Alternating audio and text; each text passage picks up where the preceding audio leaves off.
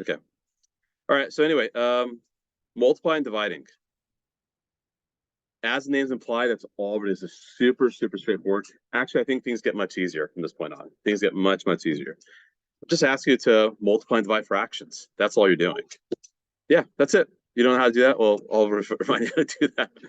So really, this is what we're doing here. Our main goal, multiply and divide fractions that involve variables.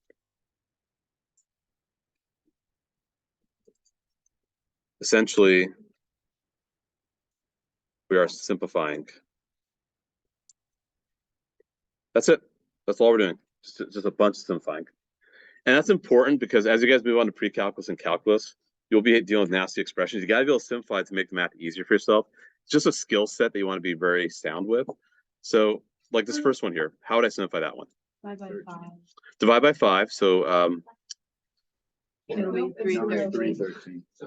it'll be 3/13. Wait, what was that? I missed it. I won't.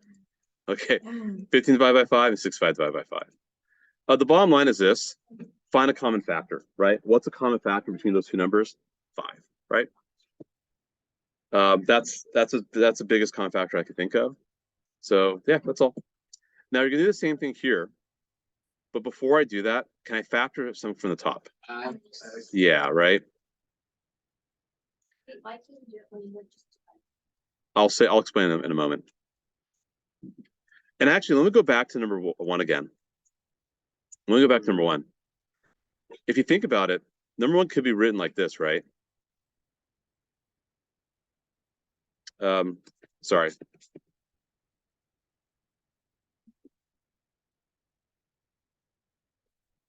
You would agree that number 1 is the same thing, right? 5 times 13. And what happens to the 5s here? They cancel out. They cancel out. That's crazy. So you get 3/13, right? So they cancel out, you get 3/13. So that's totally fine to do. Before I do number 2, and this is the part, this is probably one of my biggest pet peeves, I'd say, and please, please, please don't make this mistake. So what if I have 5 plus 3 over 5 plus 13? Instead of times, let's say I have that. Can I cross off those 5s? No. And the reason why I cannot, even though you don't realize it, there actually is a parenthesis around the 5 plus 3. There actually is a parenthesis around the 5 plus 13. Even though you don't show it, it should be taught that way. Because if you think about it, PEMDAS, right? What comes first? The parentheses. So I would clearly have to add the 5 to the 3 first, and the 5 to the 13, which is 8 over 18. And then, of course, I can reduce afterwards, right? But if you just cross up those 5s, what do you get instead? 3 over 13, which is not the same thing as 8 over 18, right? They're not the same thing. So you cannot cross stuff off where there's a plus or minus connected to other stuff in the numerator denominator. You cannot do that. So I've seen students in the past, and it's not their fault. I'd say it's probably more their middle school teacher's fault. I hate saying that, but we'll just be honest, because they didn't really nip in the bud when they could have at that moment. Because some students will have these bad habits, like they'll see x plus 5 over x. And what will students do? They cross off those x's. Think, oh yeah, well the answer is 5. When that's not true, right? That's not the reason why that's not true is because what if I let x equal 2, for example? What would I get? I would get 7 halves, right? That's not 5, clearly. You got to make sure when you simplify, it's the same thing if you're plugging a number into the original expression. You got to make sure that happens. So the thing I don't want you guys doing, please, please, please, and I will actually be extremely unforgiving. Like partial credit, like don't count on it. If you make this mistake, if you cross all those x squares, I will probably blur out a 4-letter word without my kids around in my house when I grade this. Please don't do that. Which 4-letter word? F word, that's word. Yeah. So please don't do that. Could you make it x times x underneath? So there we go. You can if you want, but what can cross off? Obviously this right here and one of these x's here. Yeah. Or what Lizzie said, I like what Lizzie said. You can think it's x times x. Then it's x plus 7. And those go away. So it's x plus 7 over x, and that's it, you're done. Okay, so I made myself very clear now. Don't make that mistake.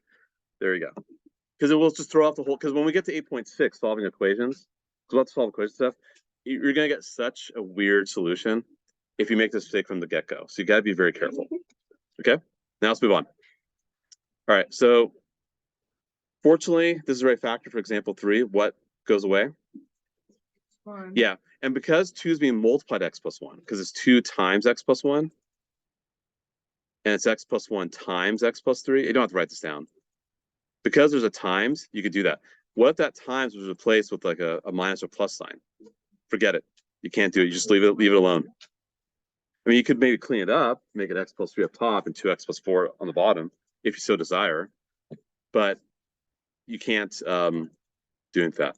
So anyway, x plus 1s go away. What are you stuck with? Done.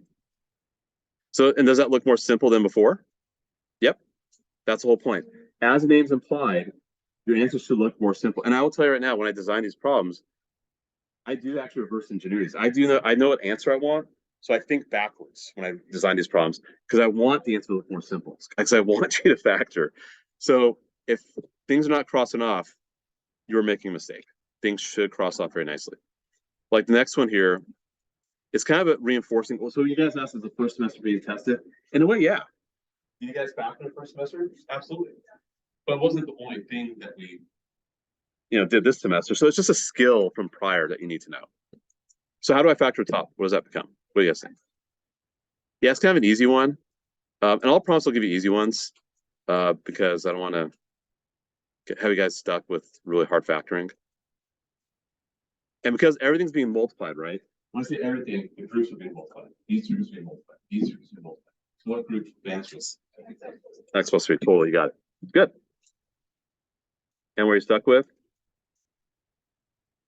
And so that looks simpler than before, right? And by the way, how do you know you're doing this right? Just let x equal a number. Like what if x equaled 0, for example?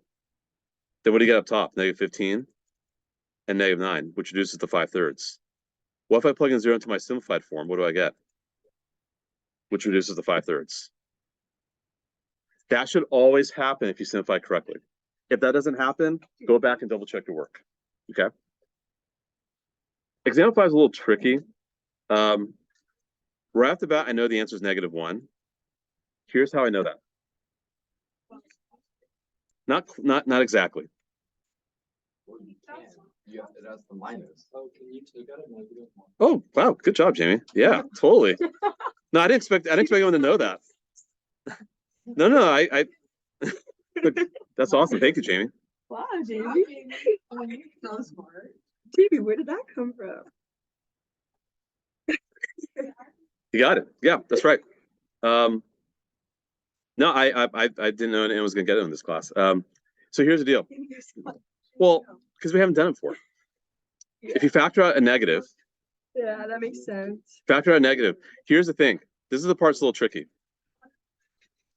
5 minus x is the same thing as that. Because what happens if you put the -1 back in? You get negative x plus 5, which is the same thing as 5 minus x. So 5 minus x can be rewritten with a negative pulled out. Just what Jamie said. That's perfect. And then if you cross off the x minus 5, where you're stuck with 1 over -1, which is -1. Plus, what if you plug in 6? What do you get if you plug in 6? You get 1 over -1. What if you plug in like 10.2? You get 5.2, you get -5.2. That's still negative. So it doesn't matter. So that's a very useful skill to have because when you're dealing with very complex rational expressions, if you see that opportunity by pulling out the negative, it simplifies the problem significantly. And again, this is something as you guys move on to calculus should be second nature, but you guys haven't seen it. Now you have seen it. So hopefully you'll be fine down the road. All right, let's keep moving. And then we'll do the kind of the big ones. And then after I finish page 2, I am going to jump to 8.5. Because I do want to make sure we try to get to 8.6 on Wednesday. Okay, example 6. You can do it a few ways. I think you guys did this in chapter 6. I don't remember when. I think I might still want to leave when you guys did the stuff. I can't remember. You could do this a few ways. You can start crossing stuff off right now. Personally, what I would do, I would combine the fractions first and then cross off afterwards. Because if you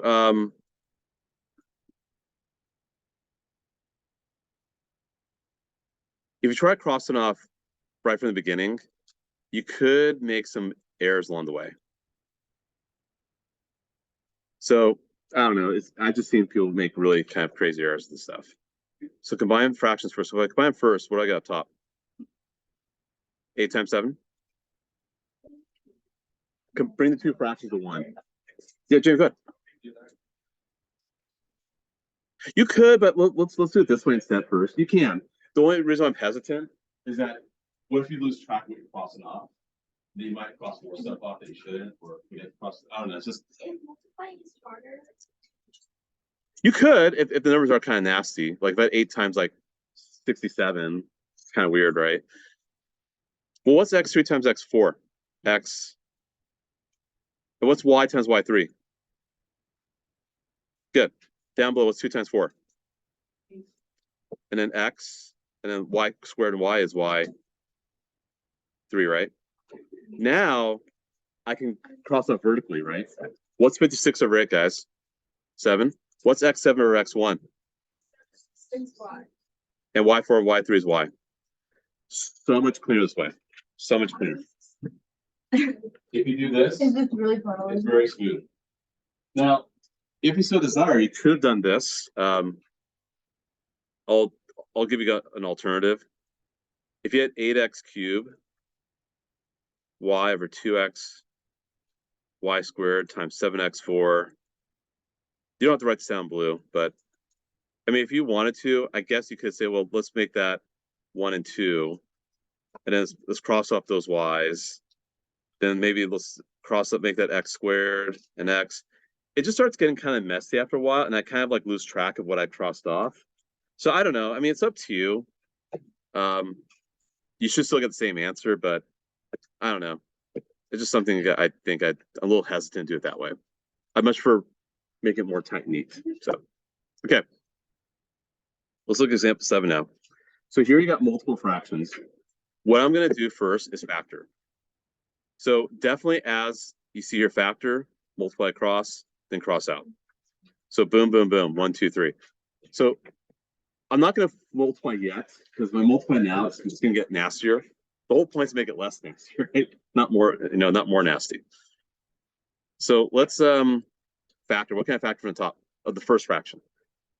Perfect. And you get 1 minus x. What can I factor from the bottom of this first fraction? X plus 5. And go ahead. Good. Now look at the second fraction. What can I factor from the top of the second fraction?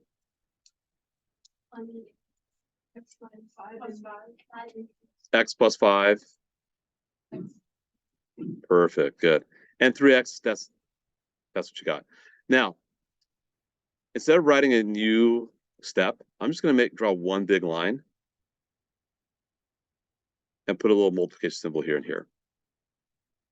Because, for example, you don't have to write this down, but like if I had like 1 times 2/3 times like say 7 over 6, can I just combine all that and make it 14 over 18? Right? I can just combine as one big fraction, right? You totally could do that with multiplication. Okay, now we do the fun stuff. So I've done my factoring. The multiply across, I kind of already did by combining the fractions. Let's cross off. What can I cross off? X plus 5. Totally. What else? 3x. Totally. What else? X minus 1 and 1 minus. Yeah. But when you do that, what do you have to leave behind? A -1. Because 1 minus x is -1 times x minus 1. And so what are you stuck with? -x plus 4. That's crazy. Well, you both went -1 back into this. So these went away because they're reversed. The reverse is limited by -1. 2 to the x minus 4 is that. So that is extremely more simple than we had originally. And that's the whole point. We want that to happen. And again, if you were to plug in a number, I don't know. Well, actually, never mind. Well, no, it could work. What if I let x equal 2, for example? You gotta be careful when you use the strategy of checking that you're not plugging something that's gonna make the bottom undefined. If I plug in 2, what do I get? I get 6 minus 24 over what? 4 plus the 12 minus 5, I get 7 at the bottom. So I get negative 18 over 7. If I plug into the other fraction, I get 6. And what I get? 4 plus 2, 6 minus 4, negative 14. So when I'm getting negative 3 times negative 2, I get 6. Is that right? No, I made a mistake somewhere. Anyway, you get the point of what I'm trying to check my work. I made mistakes. I don't know what I did wrong, but just trust me. I know I did it right. So anyway, ignore why I wrote in blue. I'm trying to do too much in my head. All right, the last thing, number 8. Number 8's the same thing. It's only one slight wrinkle. What's the slight wrinkle there? Flip the second fraction. Exactly. And while I do that, I can factor out 2 from the bottom. And these will flip. Okay, if I factor out, what can I factor from x squared minus 6x? Wait, where? X minus 1. Yep. Wait, why is it not? Oh, Sorry, my bad. My apologies. And how about the bottom of the second fraction? What does that become? Yep. And it flips, right? And again, make one big fraction. Because there's an X there and an X there. Here's where the fun begins. What can I cross off? X minus 6, X minus 5. The X, can't you cross that? To just get 7 over 2. Boom. Got it.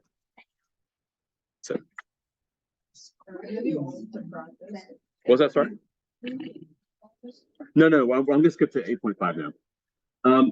That's a practice. I mean, yeah, that's what you could do. I mean, if we have time in class or during review, yeah. the entire 8.4. So basically, we covered 8.4, guys. That's 8.4. Are we gonna do 8.5 for We're one? doing 8.5 right now. Wait, we're doing 8.5 now? I'm gonna jump to 8.5. So let's skip page 3, and let's skip the mid-unit review, and let's jump to page 6. Okay, let's jump to page 6 because I think you guys could handle multiple topics today. Okay, because you guys did great with 8.4. Okay, LCDs. Yeah, LCDs are. Oh, these are so hard. They can be. They can be. So again, you don't have to write this down, but what if I have like just, I'm going to throw a number out here. Like what if I have 4/3 plus 8/7? How would I add those two fractions? So you multiply this by 3 and 3. And how about the other one? 7 and 7, right? Therefore, you guarantee the same denominator. You have 20 over 21 plus 24 over 21, which is 52 over 21, and you're done, right? And the whole point of doing this, like if you think like, I don't know how it's taught in 3rd or 4th grade, but I'm assuming you probably learned like maybe when you learn fractions, 3rd or 4th grade, or when do you guys learn fractions? I never learned that. 5th grade? You never learned. Well, I mean, you might learn about like if you have like a measuring cup, or if you have like a 1/3 cup of water and 2/3 cup of water, and get 1 whole cup of water. I don't know. I don't teach 4th grade, 5th grade, so I don't know. But you need the same denominator to combine them, right? Because 20 over 21, 24 over 21 comes 52 over 21. And let me just throw another one at you guys. What if I had like 4 over, say, 9 plus, say, 5 over 12? So what would the LCD be for this one, you guys? Like, what would I do top and bottom of each one here? What do you guys think? I could do 9 and 9, but it might be too much. Go ahead, Lizzie. Times 4. Yeah, I would do times 4 here, and definitely times 3 here, right? Yeah. So That's right. So the LCD is 36 in this case, because it just keeps things more simple. You could have done 9 and 12 for each one, but then you get 16 over 36 plus 15 over 36, which is 31 over 36. That way, when you combine them, you don't have to simplify afterwards because you found the LCD. So that's kind of what we're doing here. It's the same exact thing. X and x plus 2, those are pretty unique factors, right? Like, can you factor anything from x plus 2? No. And x is x. So what do you think the LCD is going to be for this one? It's just a 2 denominators multiply, that's all, right? Because when you multiply the first fraction by x plus 2, top and bottom, Let's do the first fraction, top mod by x plus 2. Then let's do the second fraction by x and x. What happens to the denominators? They're the same. That's why. Because then you get x plus 2 over x times x plus 2, right? Plus, I'm doing this a little more drawn out, just so you guys see what's happening. Are the denominators identical now? Right? And now you can combine the two fractions as one. And what does the top become? Yeah, and there's nothing you could do about that. I mean, you can't factor. I mean, you could factor again if you wanted to, but nothing will cancel out. So you can leave your answer like that. I mean, again, if you factor out 2 from the top, go ahead. But will it cross off anything down below? No. So I don't care if you wrote your answer like this too. That's also fine. Both are fine. I don't really care. But that's how you combine the two fractions. Actually, is anyone doing physics next year? Yeah. So when you learn about, I think you guys do stuff on circuits, and there might be other topics. You'll have to combine fractions like this, just so you know. So it's a skill that is also in STEM classes. You didn't do circuits? No, we did circuits, we just didn't do that. Okay, you didn't do like resistance or combine resistance of parallel? No, we did, but it was, we never had it where there was. Oh, interesting. Okay. Yeah. No, we did practice once, but on the test. Oh God. Okay. So let's move on. Now this one here, you gotta be careful. You could just multiply these two, but I would actually factor first. What can you factor from the second fraction, from the bottom? A 3x, and you get x plus 1, right? And 9x squared, could I break that down a little bit? Yeah. I know it's not terribly obvious to do that for the first fraction to the denominator, but the reason why I did that, do I have a common factor between these two? Yeah. I do have 3x, right? But I don't want that to be repeated. So 3x, so what you need to do is when you build, I'll put this in the text box. When determining determining the LCD for two variable expressions, leave out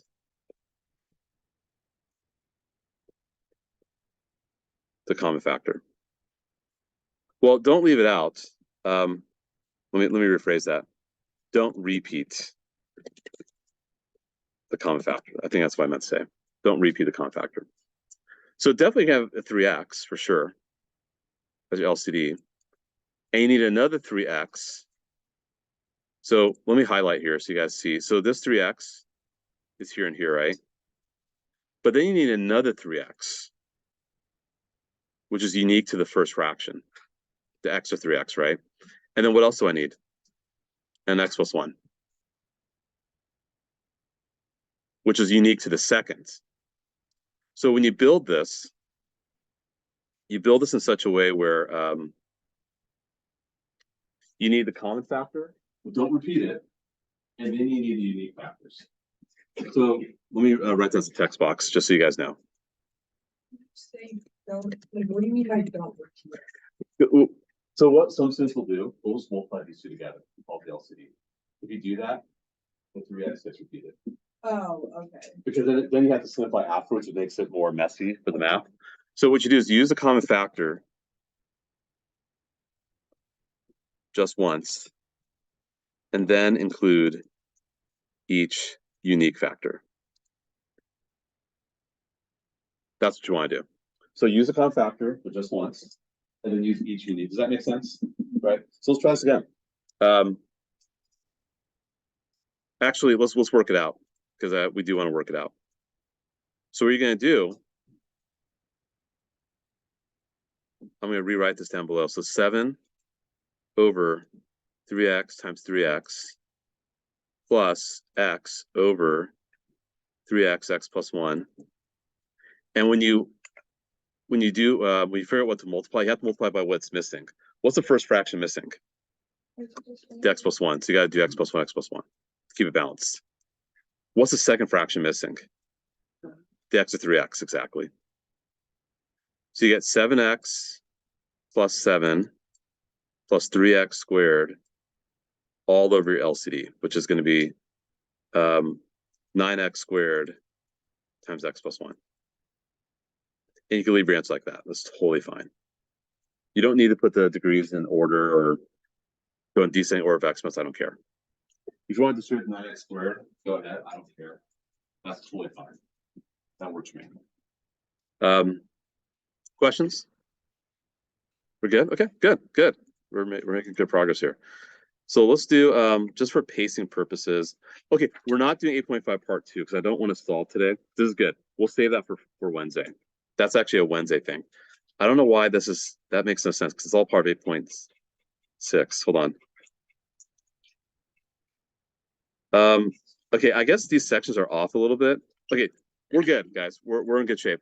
That's weird because that's actually 8.5 part 2 is actually 8.6. That's weird. Okay, don't worry, we're good, guys. So let's finish off page 6, and then I'm done for notes today, and then you guys can do classwork after that. We'll go straight to home because there's another Warriors game tonight, so we gotta win tonight, or we're screwed. So yeah.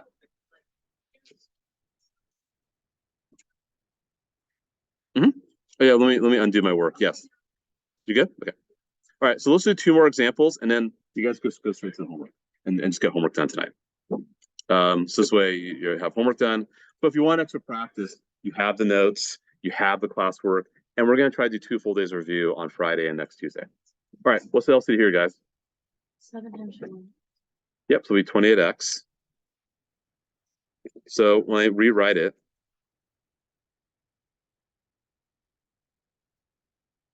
what do you get? 7 and 7 for this one. What do you multiply the second one by? 4x. 4x, you got it. So you get 21 minus 4x all over 28x, and that's it. That's the best you can do. You cannot simplify afterwards. As long as you find the LCD correctly, there's not going to be any simplification. You're just done at that point. And we need the skill for the next section for what we do Wednesday, because we're going to be combining fraction solving afterwards. So we definitely need the skill to be really solid. Okay, again, you could multiply these 2 big denominators, but why? If there's stuff that's common, right? So let's factor each of these first. How do I factor the denominator of the first fraction? Perfect, good. How about the other one here? Outstanding, good. Okay, what's common between them? And then take each unique factor, which is x plus 3 and 12. That's it. Find what's common, and don't repeat just use it once. But if this was x minus 4 squared and x minus 4, then you do need to have an x minus 4 squared. But try to find what's common first, and then take the unique ones after that. Okay, cool. Let me rewrite this. I'll need some space, so let me erase this other junk here. All right. Let's go down this way. So x over x minus 4, x plus 3. Okay, good. Next up, I have 5 over 12x minus 4. And sorry, that 3 looks ugly. Okay. What will I multiply top and bottom of the first fraction by? Just 12 straight up. I don't know why I'm putting in parentheses. I just felt like it. Top and bottom of the second fraction by what? X plus 3, right? Yep. And you should get 60x, sorry, 12x plus 5x plus 15 all over 12 x minus 4. If you FOIL, I won't fault you for that, but if you FOIL incorrectly and you provide a wrong answer, you will lose maybe half a point or something. Don't FOIL if you don't need to. It's okay. Leave it like that. The top, you probably should clean up. Combine like terms if you can, which of course is 17x, right? Oh, so don't FOIL? The bottom, no, it's not necessary because it's just it doesn't offer, it offers you nothing. There's no point to FOIL at the bottom. For me, all I did was. So like x squared minus x minus 12, because it's already boiled up there. Okay, that's fine. Sure, that's okay too. Yeah, because it was actually that way originally. I mean, the one thing that the nice way, the reason why it's probably better this way is that when you have to like then graph these, because maybe say I ask you to graph this or say I ask you to do some work with this stuff, then you have to be able to identify what makes the bottom zero. Especially in calculus, they actually do a lot of this kind of stuff, like combined fractions, and then they have to identify these numbers here. And they do some other calculus stuff with it. It's nice to actually have it like this. So, yeah, Adrian, go ahead. Homework that Yeah, was due yeah, yeah, next we'll see that. month, is it just 8.4? It's actually gonna be, I'm gonna update it now because I want to do both. So actually, and 1 through 26 all is crazy. It's crazy. So you're doing, hey, you're ahead of the game. So let me do this. I'm gonna call 8.4. I'm gonna delete the other one and 8.5 homework. I'm gonna call it simplify rational expressions. And can I see the actually I have it right here. So I'm gonna make an amendment to this because that's just, I'm not gonna make you guys do that much. That's insane. So let's see here. We'll do see 1, 5, 9, 13, 17, 20. Okay, so I think every other odd is good. Yeah, and then 8.4 or all? for both and 8.5. Every other odd. Every other odd. It's a multiple of 4. What is that? Exactly what it means. Every other odd. All right, here we go. That means 1, 5. It means you should end on the number. 1, 5, 9, 13, 17, 21, 25. But what's every other? Explain what. Right, because it's. Yeah, that means number 1, 5, 9, and so on. What's excluded? Yeah, what is the? It's like. Hold on. The other.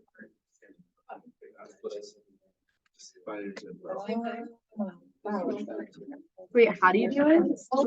Do one sec here. Hold on. Sorry. Jamie, how do you do it? I have no idea, Right. but I'm just like solving it and then writing. Well, let me look at the instructions first, guys. I don't know. And then let me stop. What are these three without?